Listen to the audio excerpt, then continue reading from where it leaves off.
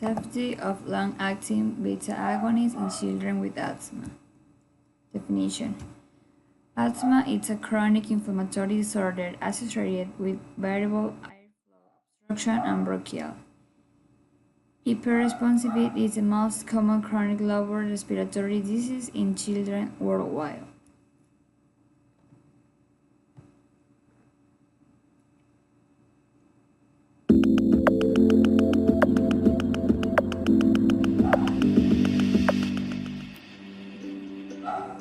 Asthma is a chronic disease that affects your airways. Your airways are tubes that carry air in and out of your lungs.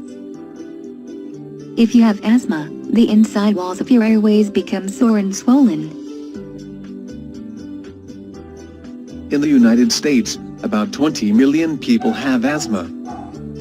Nearly 9 million of them are children. Children have smaller airways than adults, which makes asthma especially serious for them. Children with asthma may experience wheezing, coughing, chest tightness, and trouble breathing, especially early in the morning or at night.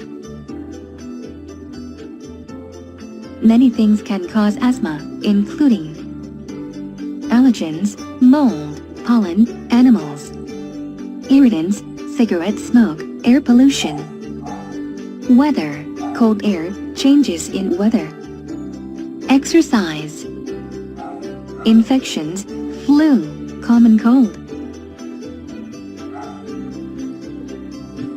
When asthma symptoms become worse than usual, it is called an asthma attack. Asthma is treated with two kinds of medicines: quick relief medicines to stop asthma symptoms, and long-term control medicines to prevent symptoms.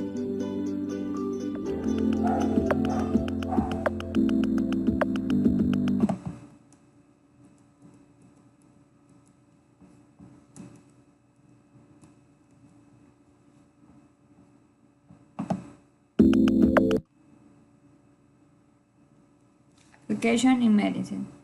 Pharmacotherapy is fundamental to the treatment of pediatric asthma. Its goal is the control of symptoms and the prevention of exacerbation with a minimum of drug-related side effects. Short-acting inhaled B2 agonists as the most commonly used reliever medication of pediatric patients with asthma for the treatment or intermittent and acute asthma episodes.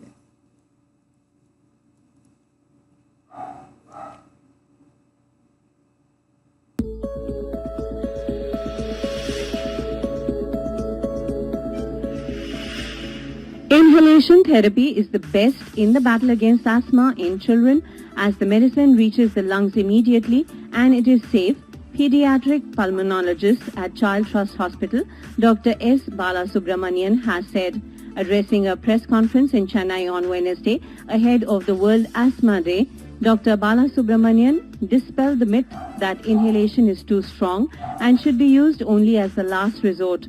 Inhalation medicines do contain steroids, but not the anabolic kind used by athletes. They are rather life-saving corticosteroids that don't in any way aid you to build muscles or extra strength that some athletes are accused of doing.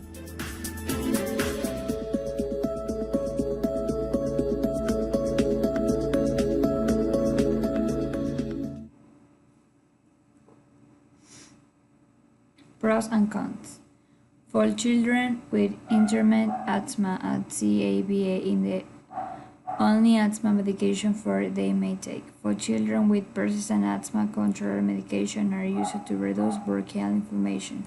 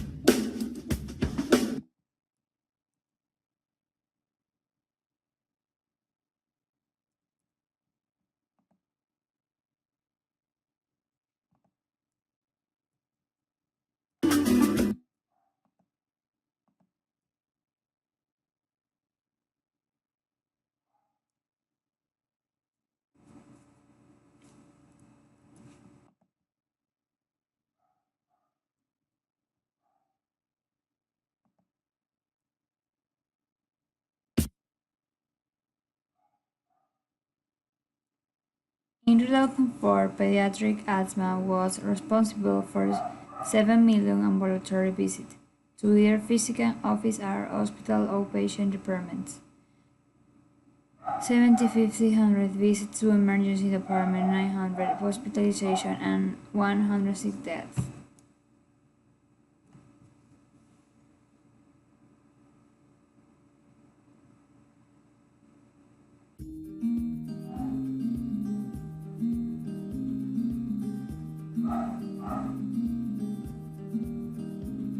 All children don't have the same symptoms. Some have some and some have the other. But the most common symptoms are frequent coughing spells. And these coughing spells can be produced while the child is playing, while the child is laughing or crying, or coughing spells in the night. Another symptom which is quite common is cough that lasts for weeks or even for months. Some children who have milder asthma may just have weakness, tiredness, or less energy for playing. They may not want to play. As the severity of the asthma increases, children start having rapid breathing, chest pain or chest tightening. They can have shortness of breath. So these children are usually seen in the emergency rooms. We also recognize asthma by the whistling sound that one makes while breathing, or the retractions, that is the indrawing of the chest wall or the tightening of the neck and the chest muscles.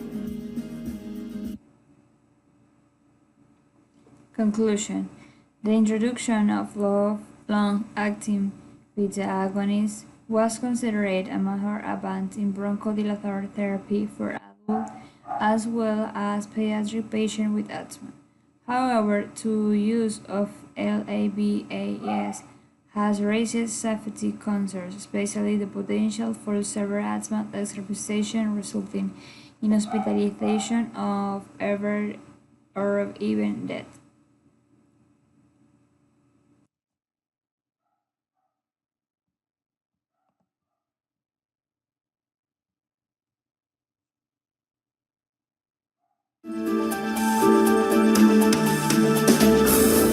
Asthma is a chronic disease of the lungs, and it can occur as early as 6 months. It can occur later in life as well. Normally, the way your lung functions is that you have airways that go from your mouth into your lungs, and they end up in little air sacs. In the normal lung, those tubes are wide open. It makes it very easy for air to flow in and out. In somebody with asthma, those tubes or airways are narrow because the wall of the tube is inflamed, so that makes it more difficult to breathe in someone with asthma. It's like breathing through a straw.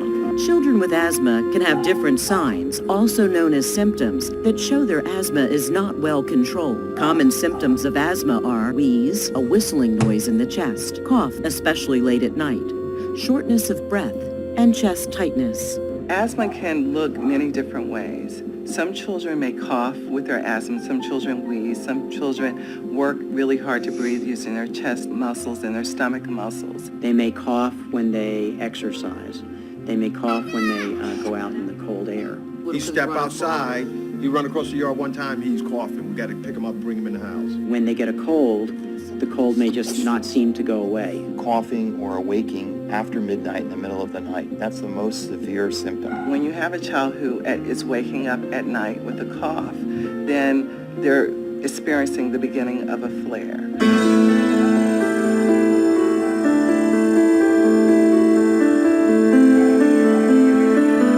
Most people associate asthma with asthma attacks. During an asthma attack, the inflammation process kicks in the lungs. The muscles tighten around the airways, extra mucus is produced, and there's swelling in the airways. The patient can feel pain or shortness of breath. When I have an attack, it's not a good thing. My chest hurts, I cough a lot.